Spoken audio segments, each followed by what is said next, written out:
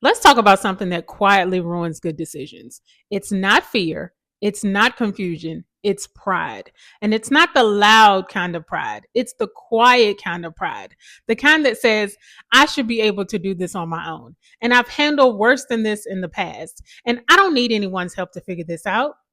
If that sounds familiar, then this video is for you. Most of the women that I work with are just like you. They're smart, they're capable, and they're very high performing, right? They've made it through very hard decisions before. So when a new decision pops into their mind, they automatically say, I've got this. Why? Because they've made it through bad bosses, they've made it through bad seasons, and they've made it through very bad timing. But here's what pride actually does: it keeps you isolated, it keeps you stuck longer than you need to be. And it's not because you don't know how to decide, it's because you are afraid of looking like you don't know how to make a good decision.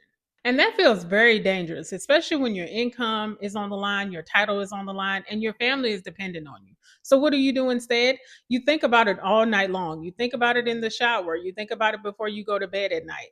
And that is not good decision making skills. What that is doing is it is mentally exhausting you. And here's the part people don't like to hear: handling a big decision by yourself is not brave, it's actually risky. Because when you only have your own thoughts to consider, you have huge blind spots. You overvalue fear and you undervalue the options that are actually on the table before you.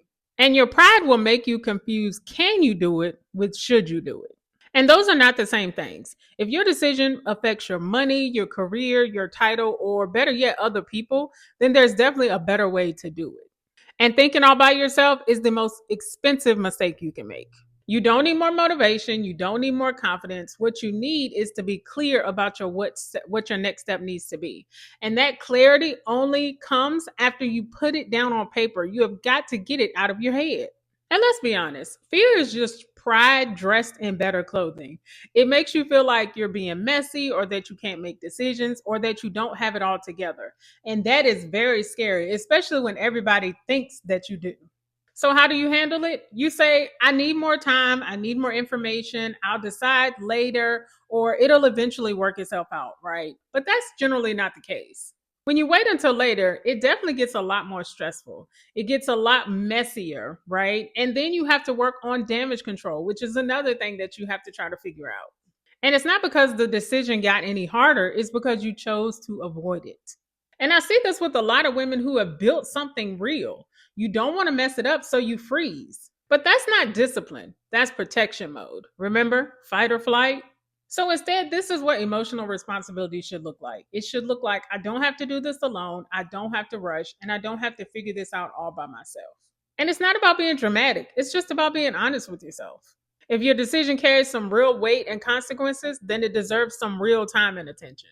It actually deserves real structure, and real structure will turn your fear into facts, it will turn your stress into next steps, and it will help you use your emotions in a useful way instead of a harmful negative way to your mind. Here's something simple you can do today. I want you to ask yourself, what will happen if I actually say this out loud? And if your answer is you'll look weak, you'll look like you're unsure, or you'll look like you can't handle it by yourself, that's pride. And your pride is not protecting you, it's actually slowing you down. So if there's a decision sitting in your head right now that you need to solve, you don't need more motivation and you definitely don't need more hype. You need clear next steps on what needs to happen in order to make your next move. So if this sounds like you, put decision down in the comment box and I'll make sure that I walk you through how I help people actually deal with these types of decisions without blowing up everything that they've worked so hard for.